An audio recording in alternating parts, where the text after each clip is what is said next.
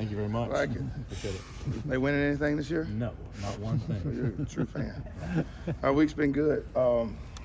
Again, just focus on what it takes to win. That's what it boils down to.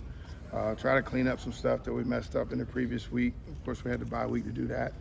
But just focus on trying to get better. That's the main thing. How's Keon doing? Keon is still improving, and the big thing is, and I told Keon, I've had a lot of questions about him. He's just got to focus on being a better football player. I understand that, he's talked about a lot, and to be honest with you, I told him don't even listen to it. He just needs to focus on what it's going to take for him to be a complete player, to give him an opportunity to play. And that's what it's about. He's got 3 guys that play his position and playing pretty good. One of those is Jordan. Just what have you seen from him? Jordan's matured a lot. He came in with the right mindset. He went through the spring, understood the system, and as the season goes, you see him playing more reps. He actually went in the game and had a sack, has had some pressures, done really good on the run. Jordan's a good player, and he'll continue to improve. Everybody sees the stats on paper of LSU's offensive line and the amount of sacks allowed, tackle for loss. Yep. How do you encourage your guys when you know that reality? Like, how do you? They're a good team. I mean, they've got 2 guys, those 2 tackles are probably first-round draft picks. All right, those 2 inside guys are really talented. Those 3 inside guys are really talented. But it boils down to us doing what we're supposed to do. Everyone's got an offensive line, and their job is to create running lanes and protect the passer. And we got to do a better job of rushing, and that's what it boils down to. So it's our guys versus their guys, and we got to go out and compete and see what happens. It might be overly simple, but one of the things Steve Robinson said is successful pass rush is just effort. Is that what you? Yeah, a lot of sacks come from second effort. Yeah. Obviously, you want to rush at half, but you see a lot of sacks in this league and the next level, and even in high school. Those are from second effort, and that's what you got. You got to be relentless when you get the opportunity to rush the passer. Doesn't happen very often, but when I do, I've got to be able to go and be successful. Yeah. Does LSU's offensive line do anything different on film than you've seen? Or is all the offensive linemen in this league are pretty talented, and they do a good job. They got a really good running back, and obviously the guy who's throwing the ball is a good athlete. So they do a good job. He gets the ball out. They run good routes at receiver. So, nothing different than we've seen before, just a lot of talent. That's what you get in the SEC. Freddie, talking about everybody in the SEC has a good offensive line, everybody can play. So would you say your position, the position you coach, maybe has less changes week to week than, say, other positions? It's always different wrinkles here and there, but a lot of things stay consistent as far as the rush lanes, as far as your technique. Now, patterns change depending on the game plan, but for the most part, it's consistent. But again, when you get in this point of the season, the effort has to continue to pick up. You hope you continue to improve and go out there and play well. When you think of, kind of a general question, probably not the best week for it, but a defensive line recruit, what are kind of like the attributes that you look for, I guess, when like the door opening ones, like the ones that you're like. Yeah, obviously you want size and length, you want athletic ability, all right, and then you look at a guy that could possibly gain weight, all right, and his growth potential. I think that's big. Change of direction is a big factor. So there's a lot of things that go into it, and then obviously some high school programs are further along than others, and you look at the technical standpoint.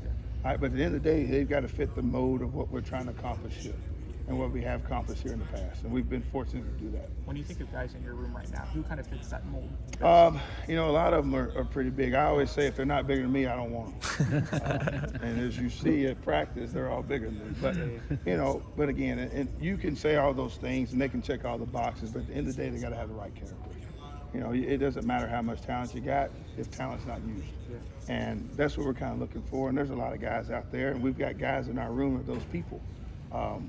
What you hope is when you have a kid to come in, he buys into the principal value of the organization, and those older guys help him do so. We heard Coach Womack on Monday kind of talk about Carson Beck when he was, just evaluating how you guys stop. I know you don't like to directly compare, it's a different team with LSU, but when you look at, a quarterback like Nussmeier, more of a pocket passer, how do you just kind of attack quarterbacks like that versus guys that run? I've heard he's a pocket passer, but if you watch the tape and study it, he does a lot of throws outside the pocket. The guy's really athletic. Obviously, they had a guy there last year that was really good, and Nussmeier came in the game and had some valuable reps, but this guy is not just a pocket passer. He has the ability to escape the pocket, throw the ball down the field, all right, find running backs for dink and dumps. The guy's a really good football player. I can't remember yesterday, so I don't. Carson Beck, he's a great player, but like Nussmeier's the guy. Like he's the guy we're playing now. That's the guy I've looked at. He's got tremendous talent, and he makes a lot of plays. A lot of people focus on third down, but how important is first down to getting to those? Absolutely, you got to earn the right to rush the passer. And we talk about third down all the time, but if it's 3rd and 2, the statistics of you having success isn't what it should be. Now, if it's 2nd and long, all right, and you got a manageable third down, third medium, then you got an opportunity to get some guys out that can rush. So, third down is great, but you better take care of business on 1st and 2nd. Does game prep change as you get this late in the season to where there's so much tape on, opponents, but also there's so much Yeah, tape you have more information, but the main thing is the main thing. What can you do to put guys in the best position to have success?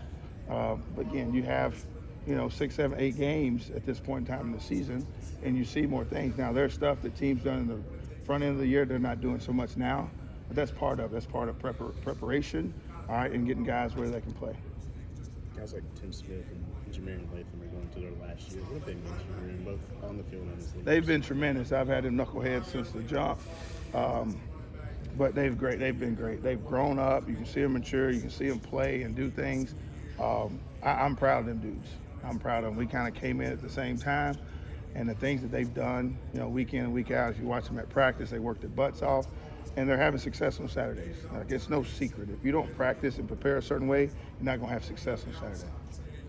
What did the bye week mean to your position group? Where do you think you guys improved over the last 2 weeks? I think on the little things. I think anytime you got a bye week and got an opportunity to go back and study the things that you did in previous weeks, all right, you got a chance to fine-tune it. And you're going against yourself. It's not necessarily a bye week because either you're getting better or you're getting worse. Nothing stays the same. So you have to go back and critique the things that you've done previously, all right, so you can build on it and help you in the games towards the end of the season.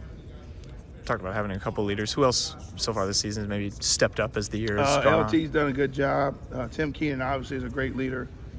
We got a good room. We got some young guys that are coming up and playing more snaps. So the big thing is, and those guys, and everything was set. The standard was set by Tim Smith, Jameer Latham, and Tim Keenan. And then when LT got in, it kind of got, it continued to grow, and we got young guys stepping up. So as long as you're continuing to grow, you got a chance to be successful.